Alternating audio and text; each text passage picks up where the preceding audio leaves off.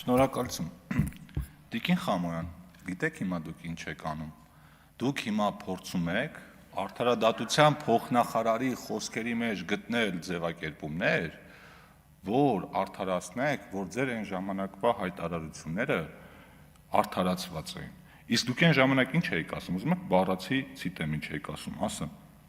ասում եք պատրաստվեք հայտարարագիր չլրացնող քաղաքացիներ, քրեական հետապնդումներ են սպասում։ Որևէ մեկը քրեական հետապնդման ենթարկվեց, իհարկե չենթարկվեց։ Եվ չէր էլ կարող ենթարկվել, որովհետև ես էլ իրավաբան չեմ, բայց պարոն Վարդանյանի խոսքը կրկնելով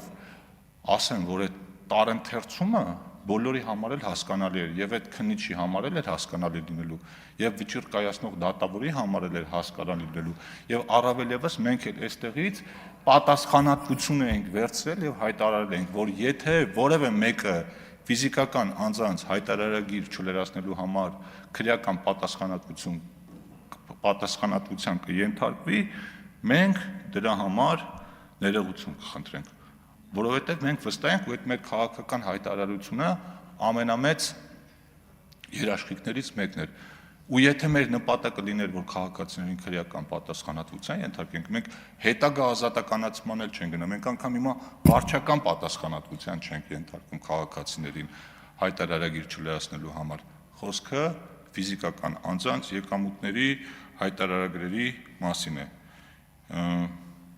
Եվ այս հստակեցումը, որ արվել է,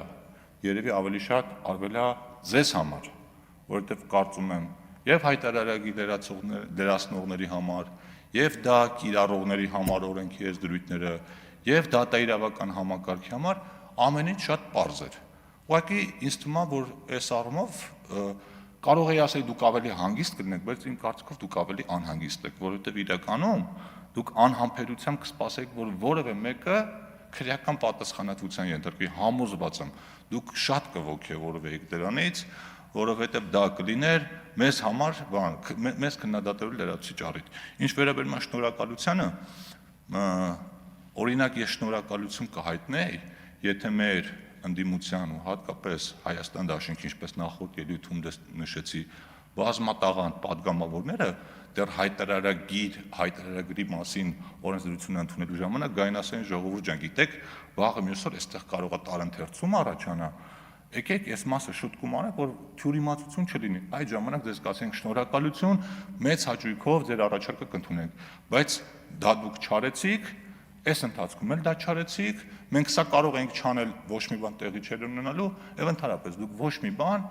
պոզիտիվ բան, ոչ անում եք, ոչ էլ պատրաստվում եք անել, ոչ էլ պատրաստվում եք մասնակցել։ Այնպես որ շնորհակալություն հարգելի գործընկերներ, պարոն Քոչյանը լավ իրավաբան է, բայց խնդրում եմ իր խոսքերից ձեր համար քաղաքական ձեր խոսույթը հիմնավորելու